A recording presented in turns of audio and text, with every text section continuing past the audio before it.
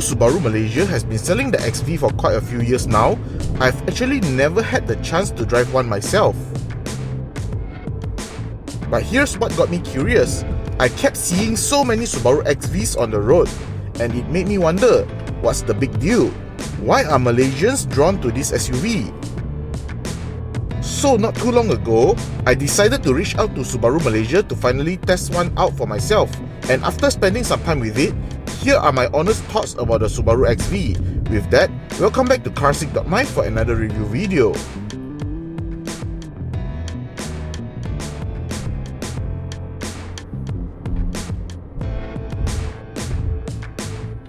Ever since Subaru introduced the very first generation XV, they've kept the overall design language pretty consistent across both generations. The second generation XV takes what the original did well and refines it further, with sharper lines, more modern detail, and a more polished overall look. But if you look closely, the silhouette remains almost the same, and honestly, that's a good thing. Many buyers love the soft-roader style of the first XV, so Subaru didn't need to reinvent the wheel here. And while it might look like a compact SUV from the outside, don't be fooled. The XV actually offers a surprisingly spacious interior for its size. To be fair, Subaru actually nailed it with the XV styling. It's got that perfect balance, muscular, yet just enough feminine touches to appeal to both men and women. Up front, the latest XV looks sharper than ever. It's a design that feels timeless, confident, modern, and built to age gracefully. And to meet today's driving expectations, Subaru equipped it with full LED headlights. But these aren't your typical LEDs. They do come with cornering capabilities, allowing the beam to bend as you turn into corners. For an SUV at this price point, that's seriously impressive. Moving to the rear, the XV doesn't look drastically different from the previous generation model, and that's actually a good thing.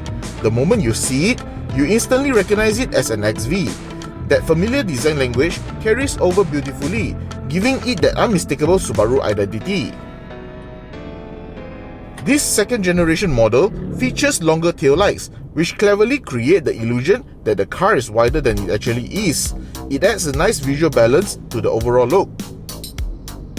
The only downside, Subaru still uses halogen bulbs instead of a more modern LED setup. Not exactly a deal breaker, but it does feel a little dated compared to today's standards. You'll also notice the Subaru and XV emblems proudly displayed, along with a few stickers showing off the car specifications. But interestingly, by 2025, this trend has pretty much disappeared among other car makers. And to add a little spice to the lineup, Subaru Malaysia introduced the GT variant of the XV. Think of it as the sportier sibling of the regular model, a version that's all about style and presence.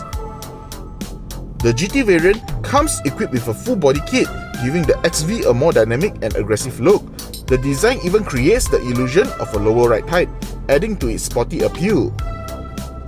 And rounding it all off are the same 17-inch rims wrapped in 225/60R17 tires.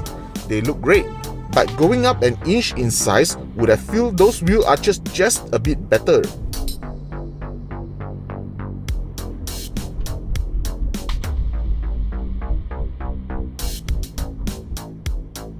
Hopping on board, you are greeted by an interior that feels distinctly Subaru.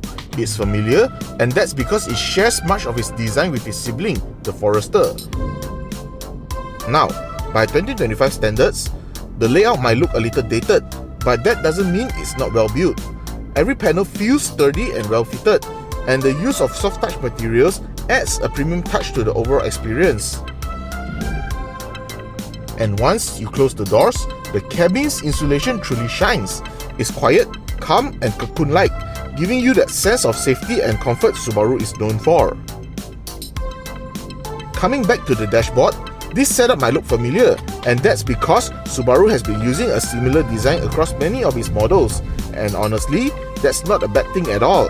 Most of the switchgear here feels solid and well put together. You can tell it's built to last. Right in front of the driver, you'll find an analog instrument cluster with a 4.2-inch multi-information display at the center.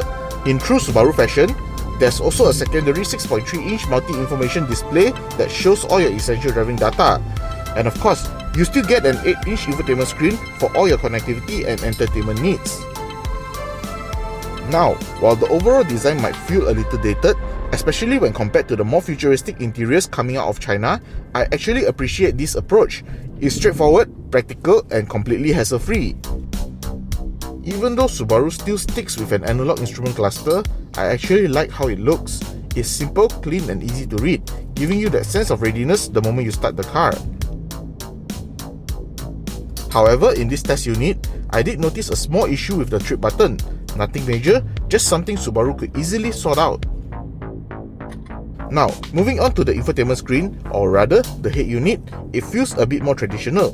Most of the information is displayed up on the multi-information screen at the top of the dashboard. At first, it might look a little confusing, but once you get used to it, it's actually quite intuitive. Returning to the head unit, this is where you'll find the modern day feature that you expect in a current vehicle. You do get both Android Auto and Apple CarPlay, though the connection is still wired instead of wireless.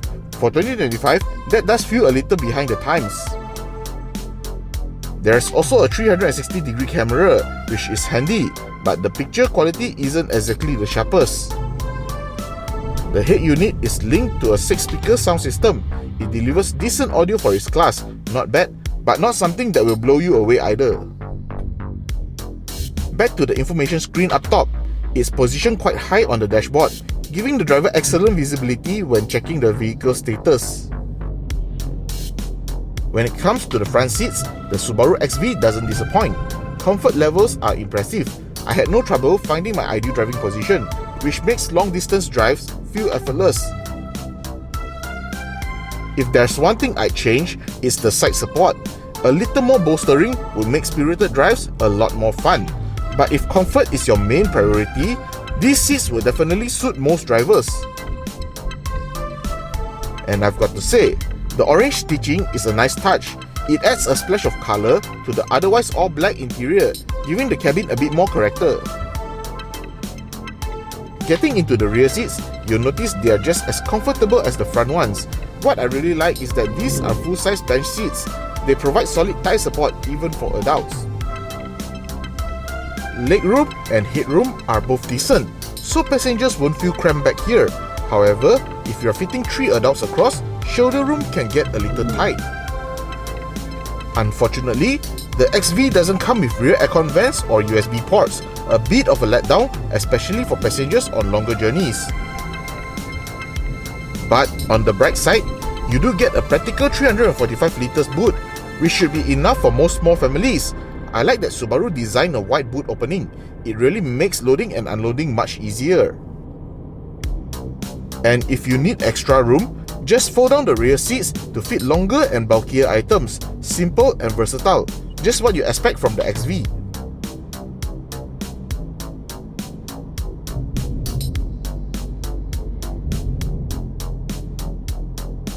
Staying true to Subaru's roots, the XV continues to be powered by a 2-litre flat-4 engine, the same tried and tested power plant found in many Subaru's model. It's paired with a CVT, sending power to all 4 wheels through Subaru's renowned symmetrical all-wheel drive system.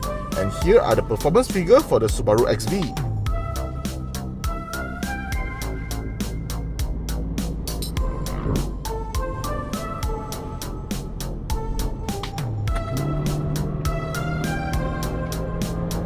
When you get behind the wheel, don't expect massive power from this engine.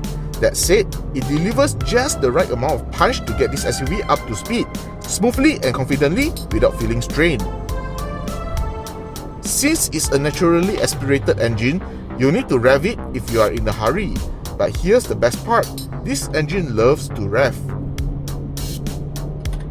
Keep it low and it feels a little quiet and relaxed, but let it sink and you'll have a great time behind the wheel. The CVT in the Subaru XV really complements the engine well. It keeps the power delivery smooth, ensuring the engine stays right in its sweet spot while operating efficiently. Now, the CVT is not the most direct transmission out there. If you are expecting the sharp response of a performance gearbox, this isn't it. But for everyday driving, it's perfectly balanced. When it comes to fuel economy, the XV performs impressively. I managed to clock over 600 kilometers on a single tank, averaging about 8.3 liters per 100 kilometers. And considering it's running a naturally aspirated engine with an all-wheel drive system, that's a pretty remarkable figure.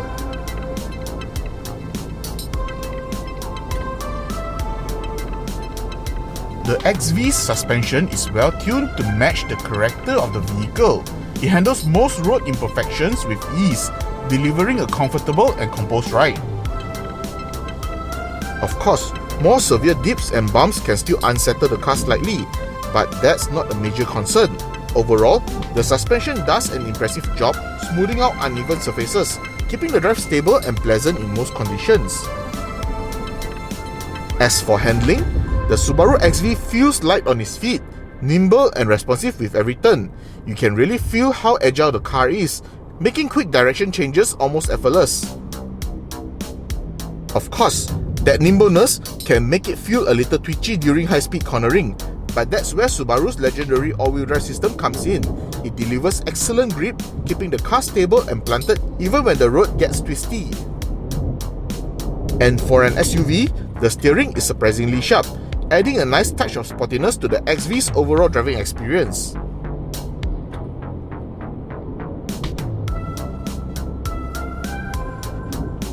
In terms of stopping power, the brakes on the XV are more than sufficient for everyday driving. You won't find them struggling under normal use. However, I did notice the brake pedal's biting point is a little lower than I prefer. Personally, I like a higher biting point. It just gives me that extra bit of confidence when slowing down. Overall though, the braking setup suits the XV well. It's consistent, predictable, and well matched to the vehicle's character.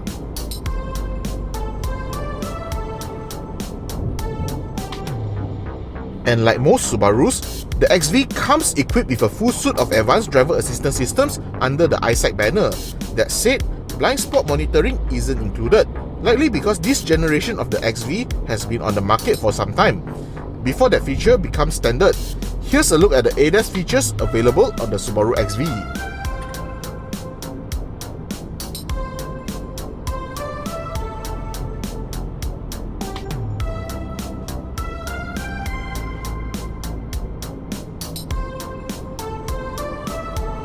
With a price tag of 162,000 ringgit, the Subaru XV remains a safe bet for anyone looking for a solid and dependable SUV.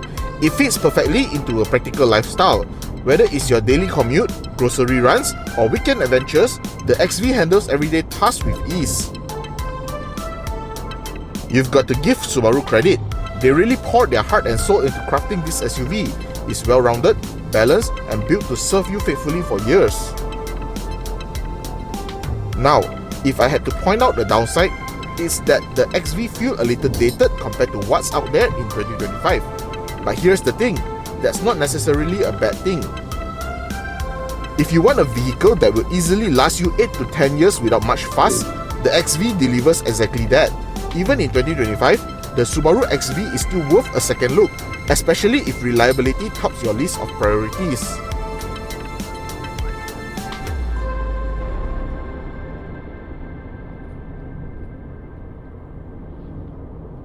Hope you enjoyed this review. Please remember to leave a like and subscribe to this YouTube channel for more future review videos. If you have any comments, feel free to leave them below. To find out more about the Subaru XV, head over to my website carsick.my. Hope to see you soon. Bye.